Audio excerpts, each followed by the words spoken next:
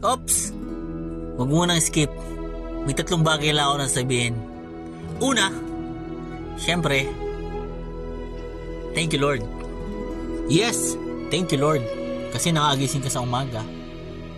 Nabuhay ka. Magagawa mo yung mga bagay na dapat mong gawin sa loob ng isang buong araw. Syempre, pangalawa, magpasalamat sa lahat ng mga biyayang natatanggap mo o matatanggap mo pa lang.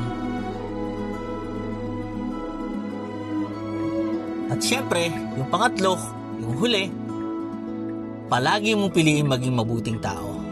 Oo, sa lahat ng mga natatanggap mo o matatanggap mo, palagi mong piliin na maging mabuting tao.